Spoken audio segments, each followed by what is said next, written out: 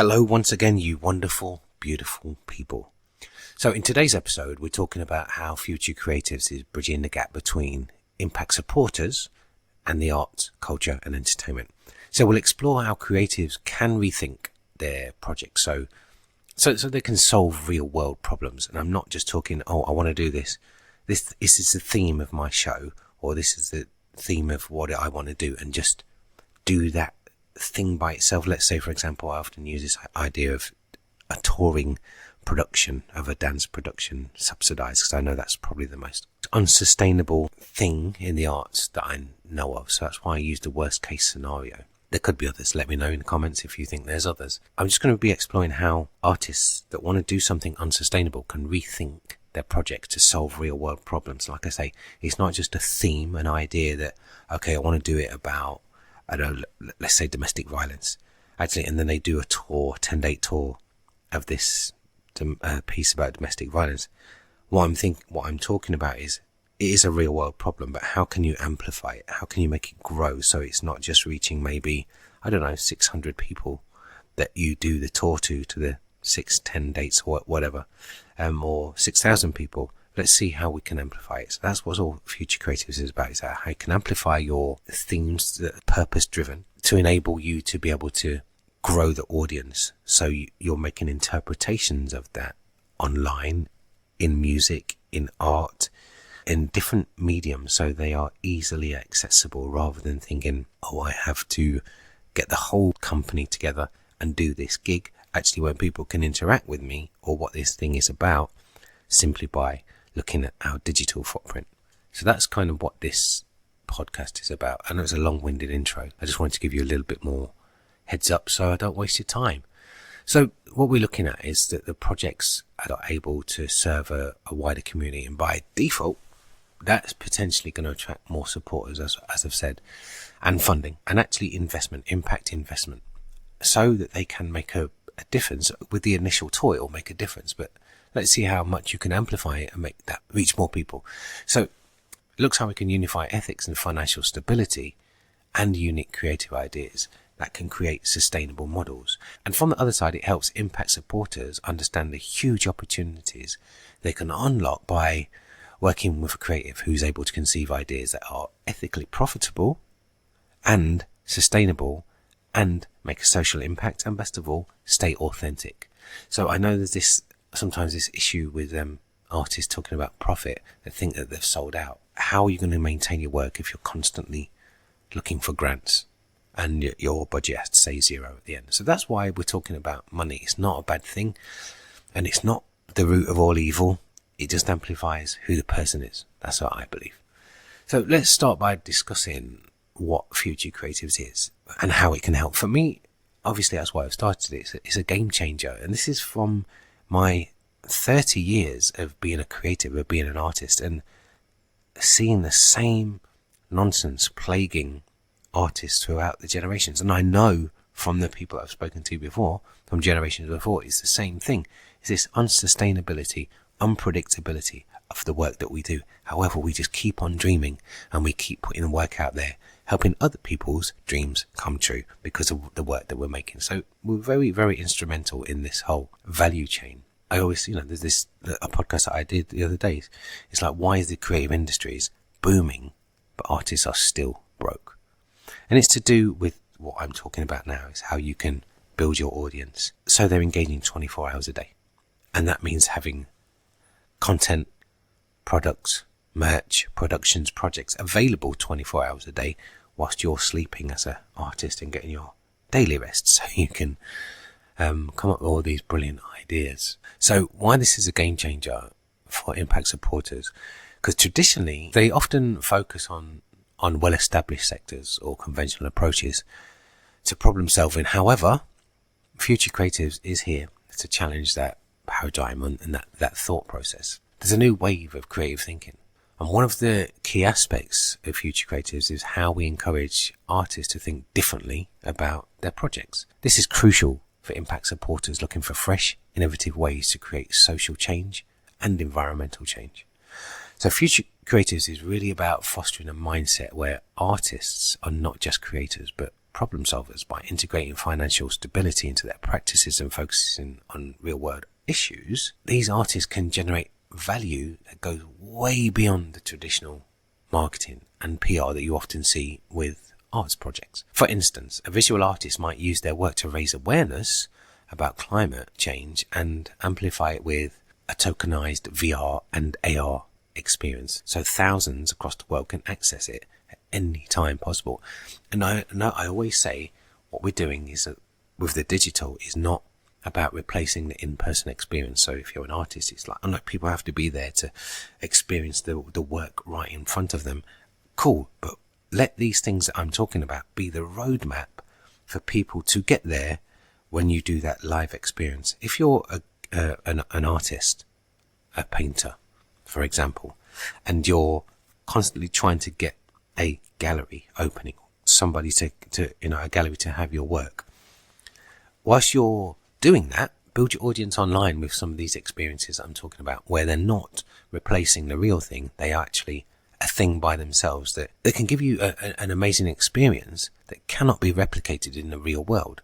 So instead of trying to replicate the real world in digital, you're actually creating something that's very unique for people to access across the world, which leads them, tells them who you are, talks about your story, which brings them to that place where actually, if you've created all these followers online, where you've engaged with quality work that's made for online or for in their phone, or for people to watch, experience in the medium that they have in their hands or in front of them, by building your audience that way, then when you come to do that live gallery, you've got a captivated audience. You've got an audience already there waiting for that in-person experience, because nothing can replace it. So that's what I mean by these digital experiences. So another example might be a choreographer who's developing a piece about social justice.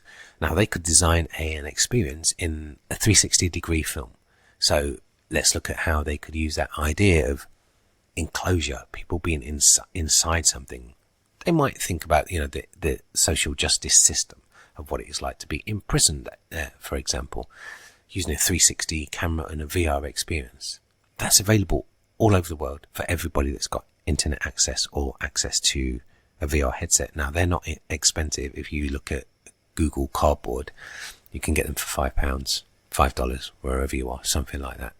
So they create the live show at the end of the cycle of events, like I say, so they've gained public support on that journey. Now, this enables them to, one, raise money for the live tour, if that's the important for them. That's the important part of the thing, but they've worked. You might collaborate with other people to create these assets along the way, which is the breadcrumbs to lead people to that live experience. Because often a live tour as a dance piece, unless it's very, very commercial, is unsustainable. It's important, but it's unsustainable. This is not an unfamiliar story in the arts. So the main thing we're adding to the artists, I suppose, thought processes and the analog practice is digital products. We're encouraging, this is what we're trying to do, encourage digital products, and most of all, building an audience so you've got people to engage with those digital products. You have to do those things simultaneously, and that's why I'm doing this. That's why this podcast is happening. I'm practicing what I'm preaching, so to speak, but this is my product. This is what I'm putting out there, is this advice. Yes, I'm making work in the background because I know that I need to build followers before I put out those creations. So the beauty of this approach is that it's not just about creating art for art's sake. This is what I'm talking about, purpose, but about using creativity as a vehicle for impact. It's about finding ways to make a real difference, a real tangible difference in the world, whilst you're ensuring financial viability and creative freedom. And you're not having to jump through hoops and serve other people's agendas. Which leads me on to the next part nicely, actually. It's about how Future Creatives bridges the gap between ethics and financial sustainability. This is a vital area for impact supporters who want to align their supporters and their support with their values. So this is a real important area for impact supporters who want to align their support with their values. And obviously they need to be aligned with the artist that's making the work. So we are promoting a model where ethics are embedded. They're embedded into the creative process from the very beginning. Artists are encouraged to develop projects that address societal issues, and they're supported in finding sustainable financial models to support their work. Again, another example. I always like to give value with the examples, so I'm not just talking theoretically. So for example, a music producer, they might create an album to fundraise for a charitable cause. Insert charitable cause. And they're tokenizing it. They put it out as an NFT.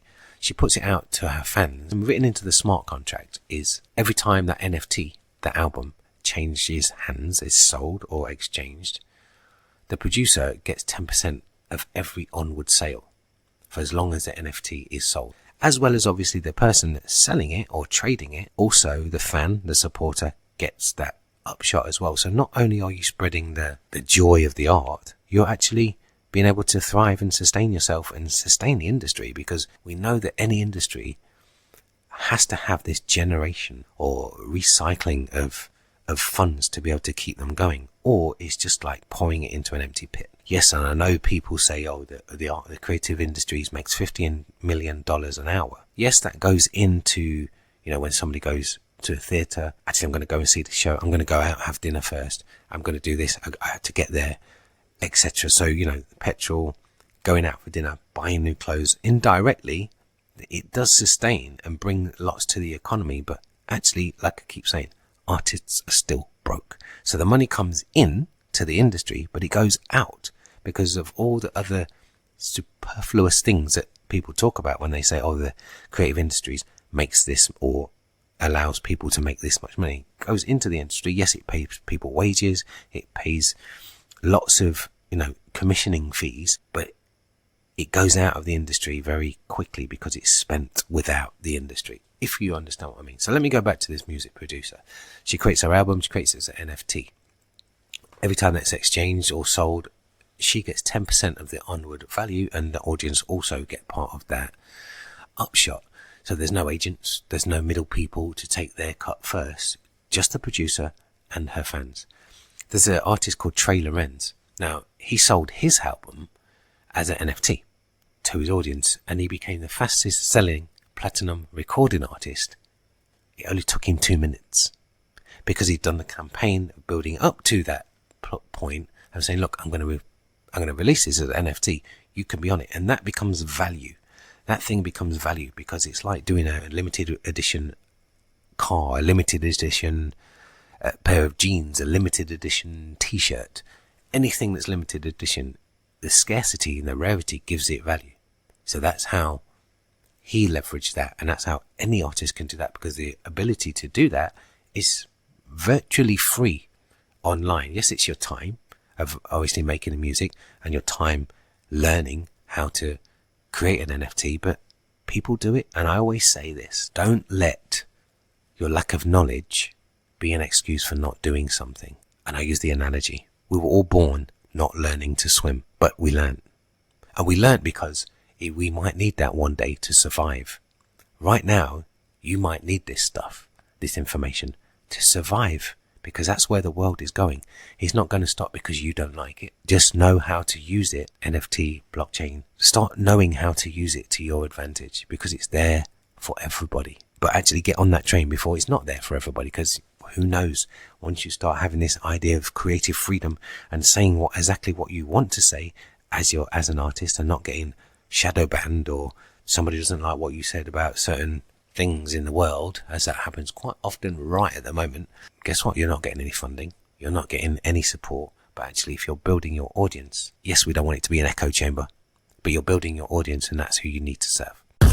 Excuse the interruption, it's valuable though. I just wanted to let you know about the Future Creatives Mastermind Group. It's a community for artists, fans and impact investors that are fearless action takers who have a better vision for the future of the arts, culture and entertainment, and they just want to get stuff done, because we take the content we are talking about in the podcast and test and implement it. The link's in the bio or the description. Now let's get back to the podcast. A third example. So a digital artist could sell their NFTs, where a portion of each sale supports an environmental or conservation project.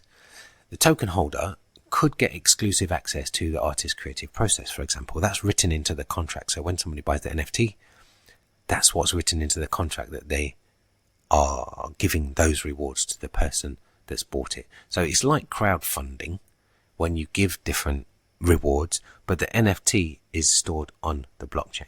So this NFT with the smart contract that's supporting it, they could give exclusive access to the artist's creative process for the next piece. But it's really down to what the artist wants to offer, or negotiate with their audience, because there might be some things that they've not thought about that actually their audience would be like, this would be great if you were to offer this in your NFT. So then it becomes a form of negotiation where actually as the artist, you know there's demand for what it is that you're doing or what it is that you're offering. For me, that takes the guesswork out of what it is that you're creating and why you're creating it. Sometimes good to just jump on and create something and say, see what happens here, which is what we do now, unless you have a major understanding of your audience, you know exactly what they're going to like. But as creatives, sometimes it's great just to go, let me make this and see what happens. But a lot of the time, we have to be prepared for, actually that's not working, or it's not going to work. Fine, that's part of the process, right?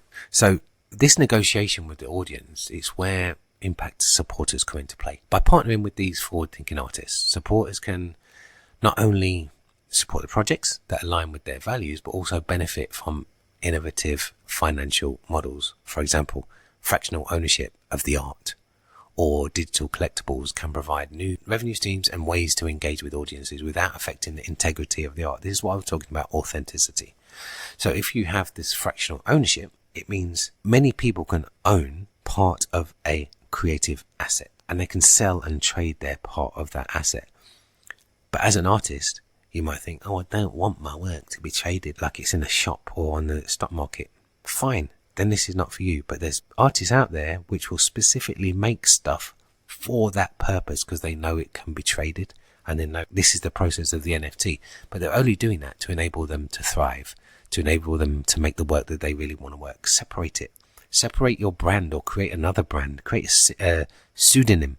So people don't know it's you, but you know that you're able to scratch that itch of the work that you really want to do versus the work that actually is tradable. And they might be the same thing. We never know. So how do we educate more creatives and impact supporters to come together? This podcast is obviously one of the things that I'm doing to be able to do that because I see this as the future.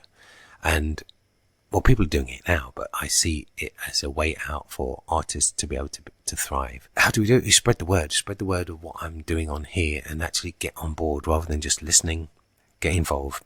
Join our mastermind group because at the moment we're trialing the incubator, what artists need, what we're going to put in the incubator. So you can be one of few that are currently, I suppose, being selected to be part of this group because we just want action takers. We want people that are actually really committed to making a difference and actually feeding back about what it is that they need, what it is that they want. That goes for impact investors and artists. So if you want to join, just jump on board. Future Creatives is more than just creating opportunities. It's about education and empowerment. Our boot camps and our community programs are designed to equip artists with the knowledge and tools that they need to think creatively and financially, both driven by purpose. So we provide education on decentralized finance, DeFi, fractional ownership, and other innovative models where you can tie your creativity with being able to thrive and survive and be sustainable. We also foster a community where artists can connect with impact supporters and fans who share their values. As I've spoken about throughout this podcast, this interaction helps artists refine their projects and it gives their supporters insight into emerging trends and opportunities. It's a two-way street.